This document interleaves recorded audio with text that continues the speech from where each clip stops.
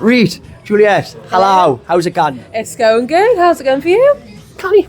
I'm enjoying it. Good little podcast, good fun. That was the first one where we've had like 4 all together. What did you think of it? Yeah, really nice. I mean, I love a yap. I'm a yapper, so I just get to have a chat, especially about something I'm so passionate about. So I'm happy. Now, there's a lot of support and different kinds of opinions you bring to the women's game, which I think is really important. We've got a unique form of opinion coming from you. What do you think you bring to Newcastle Fans TV for that? Well, I think we've mentioned it on the podcast episode. I'm not sure what's going to come out first, but I think it's just so important to have that, on the women's game, especially that woman's perspective and opinion for, young girls looking up to careers within football, showing them that there's different paths. It's not just on the pitch, there's off the pitch opportunities too, and just seeing that, whatever you set your mind to do, you can achieve. There's career paths out there for everyone. Yeah, I love that, and honestly, you have already seen as well, Emmy absolutely loves that a bit, and that's just Emmy. Wait till she meets the likes of Olivia, wait till she meets the likes of Rosie and everyone. Honestly, there's so many kids who are going to love you to bits, so I think that is definitely something really important. What's your ambitions going forward, like with the channel? Obviously, you've got your own podcast. Tell me a little bit about that. Yeah, so I've got my own podcast, which is called The Lesbian Lounge, which is basically, a little safe space community for people in the LGBTQ plus community. I think it's, definitely a minority community that needs someone, the sort of there at the forefront, there to answer questions. We have a bit of fun. We share like listener dilemmas, which we've had some absolutely wild ones. But I think it's just, going forward for me, I want to, be in that media space with my podcast, with women's football, getting in front of the camera. I love being in front of the camera, as I'm sure you guys can tell. So, sort of whatever direction I could go down in that, I'm, sort of just working like a bit like a freelancer, doing different bits for different places, but definitely anything to do with women's football and having a good chin wag, I'm in my happy place. Oh, I tell you, I'm going to have to get my brother involved in this with her at some point. I tell you, you will love my David. Anyways, moving on from that as well, what got you into women's football? What brought you into it? So it was the time of the Women's Euros. Like, I've grown up, knowing football. My dad is a huge Newcastle United fan, but I'd always be like, oh, that's boring, I ain't watching it. Like, I'll say I support Newcastle United, but I wasn't avidly going out to watch it. And then it was the Women's Euros, and I think it was the semi-final when Alessia Russo scored the back heel, and I was like, hang on, this is really cool. Really cool. And then it was the final, and I remember I was working at the Metro Centre that day, and I rushed home to make it in time for the final.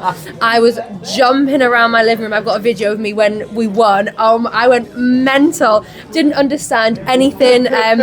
The first women's team I supported was Man United because we had Mary Earps, Ella Toone and Alessia Russo, so I was like, I'll support them, they've got some great players. And then I was like, in a second, no, my dad is hates Man United. So he was raging, so he's happy now that I don't support them. But yeah, it was the Women's Euros, and I was like, and I think it was a great time to get involved in the game because that's when it really started to grow and take off. And obviously there's some girls and anyone who's been fans since way before it was sort of in mainstream media, which is incredible. But I think the Women's Euros brought in a major amount of new viewers to the women's game, so that was it for me. And since then I've been to multiple Lionesses games, lots of Newcastle United games, and lots of Arsenal women's games, which I know some of you are mad at me about, and I'm sorry, I just like to support women's football. And I think I'll touch on that because I know some people weren't impressed with me and me posh spice accent. But I think Newcastle United women and Arsenal women, they're not competing against each other. One's in the Championship, one's in the WSL. I just want to see women's football doing well and succeeding, and see women succeed in their job roles. So when they're competing against each other in the FA Cup or in the WSL, that's when I'll have to decide who my whole heart is going to. But for now, I'm supporting Newcastle women in the Championship and Arsenal in the WSL, and you've got a problem with that, fight Joe. Fight me. Okay, you're fighting me. You're going to fight me for 2 reasons as well, because I'll back you up, Juliette. My WSL team's Chelsea. So technically we're enemies in a sense, aren't we? Yeah, wow, that's going to be fun on the Chelsea-Arsenal matches, isn't it now? I'm going to be messaging her and giving her loads of grief. Lovely. No, that's excellent. And I think that whole thing of supporting the women's game as a whole is very important. And one thing, if you don't notice already, Juliette has a very, very in-depth knowledge. There's been times when we were talking about players earlier and she mentioned a player and I went, how long? I've heard of that name but I can't place a team or nothing, and you know these things. So it proves you've got an in-depth knowledge. It proves that you're not just here for, oh, you just want the glory of it. And I think that's really important. You are here to advocate the women's game and push it, and I think that's really important. Again, if not for anything more than for the young lasses and everything, you know what I mean? 100%. So I don't know if Lee's wanting to pose for a picture with his green line phone. Lee's got a broken phone as well. So yeah, so far being a Newcastle United women's fan, what's been one of your favourite moments? When I went to St James's Park to watch the match, I can't remember who we played, but it was like 6-1 or something crazy like that. That was...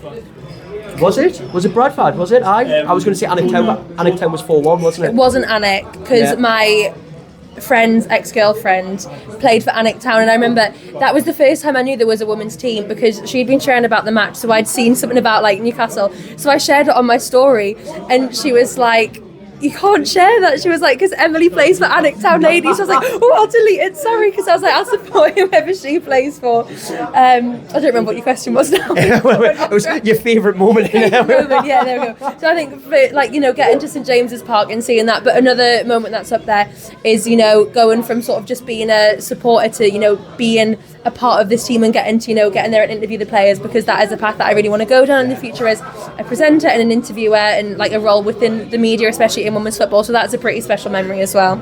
Would it not be possibly an ambition of yours to maybe bring one of the players onto the lesbian lounge as well? I would love that. Obviously we touched on it on the YouTube video as well with Fionn Morgan and Leah Cataldo dating. I would have loved to have them on talking about, I think I made a TikTok and I was like, loved watching the girlfriend derby today. It was like lovers or enemies, and Fionn actually commented, she was like, both. So I would love to, bring on some of the players and have a good chat about them, about, being a lesbian in the women's football world. I think it's a place for me that I think feels like a really safe space. I think it's a really accepting community. We've got a lot of players who are gay and, are role models for, even people like myself who, becoming more accepting of our sexuality. So I think definitely that would be so cool. So if any of you are watching and you want to come on the pod, let me know. I've just got my own studio, so you can come in. Juliette, can I come on the podcast, please? No, studio in Wigan. We could have been using your studio. It's a little bit small, and it's also got princess dresses in, but you are more than welcome to come to the studio. Don't get Joe the only thing Juliette's worried about there is me pinching one of the princess dresses. Look at me. With the wig on. I would as well, honestly. I'll be more feminine than you, honestly, Dave. Give us a chance, I tell you. Right, but no, thank you very much. Members, I'm glad this is only for you, because going out publicly, this would be a little bit too much, but honestly, we'd love to have a laugh here. No, Juliette, I think it's absolutely class to have you here, and I think it's going to be a great future going forward. Let's have it, and let's see if she can get it right this time. How are the lasses? Yes! Thank you very much.